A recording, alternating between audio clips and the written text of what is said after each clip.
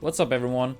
In this video we are gonna go over Mythra and Pyra. The character pretty much just released. I've been playing them for maybe an hour, something like that. So take everything I say with a grain of salt. This is literally my first impression of the character. So let's get started. Starting off with Mythra, this character is really fast. Just moving around with this character feels really nice. Like, advantage stage is going to be very important with this character. You can like get people up in the air and just keep them in disadvantage. It's going to be hard for a lot of characters to get down. So yeah, upper is amazing. Nair, good hitbox. The thing is, the character gives very little damage, so you don't really rack up a lot of damage at once. But you keep people in, disadvantage. You keep them in uncomfortable, bad situations, and try to take full advantage of that. So moveset wise, a lot of good moves, fast moves, good frame data. Recovery seems fine as well. I'm not the biggest fan of the up B. Gonna try to. You see, that doesn't go very far. Doesn't go very far. But the side B, on the other hand, with this character seems really good. The side B, a lot of active hitboxes, and I imagine this is how you're gonna like recover with the character. Like, even if you are like Mythra and you're off the level, you can like. Okay, we barely didn't make it back there. But yeah, you guys see the point. So I think that's gonna be how the character gets back to the level, which seems perfectly fine too, since multi hit as well. So that seems good.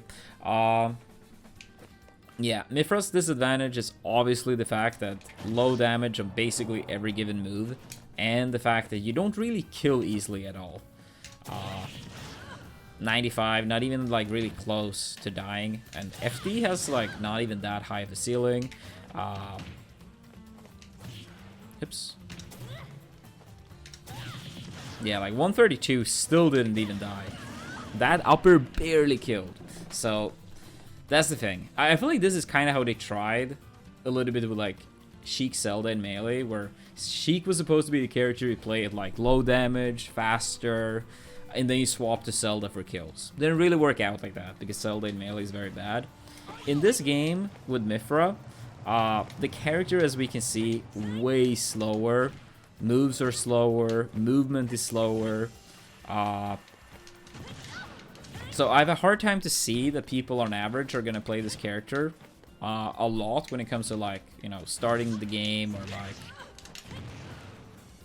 when the opponent has low damage. You do give a lot more. Your moves are stronger.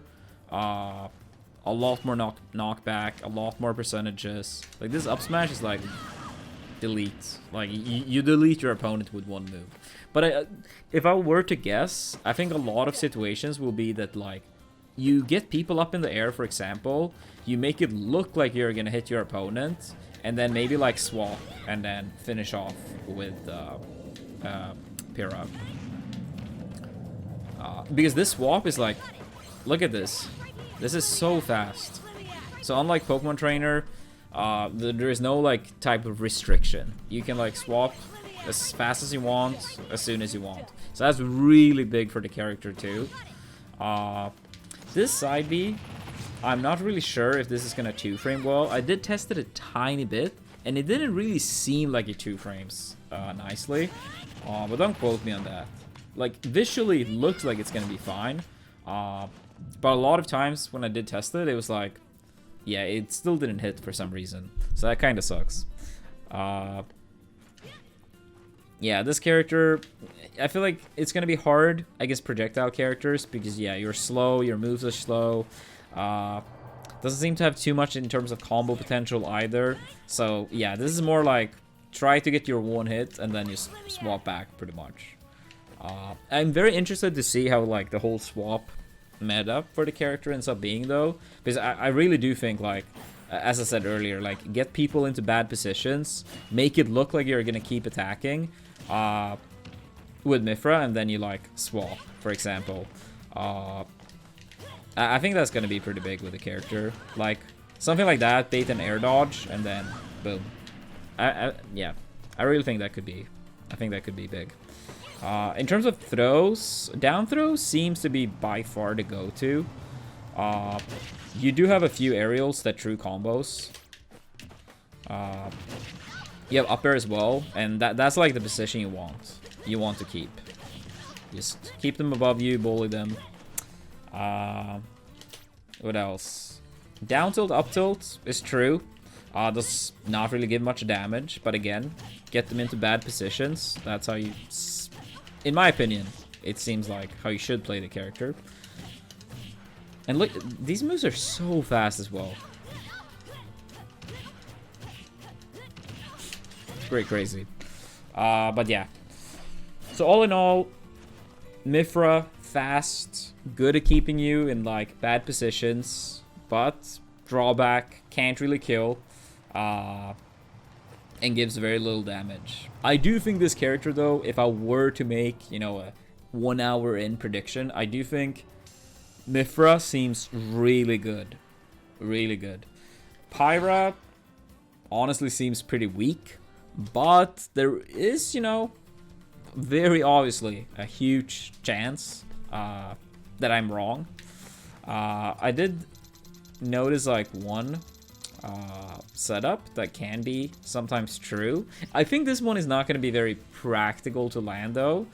But you can do like a downer into up smash that actually is kills. But you have to like hit with the very, very end of the downer pretty much, like as you're landing. And then, yeah. It's like, that one did not true combo. Okay, that one did. That one did. But it's like, that downer is very slow. I have a hard time seeing this one actually being landed, like, mid-game. But of course, could happen. Standalone, Pyra would probably be very bad, I imagine. But it's like, the fact that you can, like, just throw it out quickly whenever you want to. Unlike melee Zelda, that's like never really used, except for maybe some recovery sometimes. I think Pyra actually will have an important role, but it's going to be by far mainly Mythra. But yeah, that's pretty much going to be it, guys. Please let me know what is your first impressions of these characters. If you were to guess how you do think they will end up on the tier list, will they impact Smash Ultimate meta, especially once offline eventually comes back again. I think it looks like one of the more, if not the most interesting DLC. Honestly, I actually do think, based on the little I've played, it looks like the most fun character so far. I haven't been able to play against anyone offline. It's literally in the middle of the night over in Sweden. But I hope I get to play the character offline eventually. I do think it looks like a fun character, and I do think, all in all, they will be pretty good in Smash Ultimate. If you guys enjoyed this video, please make sure to subscribe to the channel. That would be much appreciated. We're trying to reach 150k by the end of the year, so your sub means a lot to us.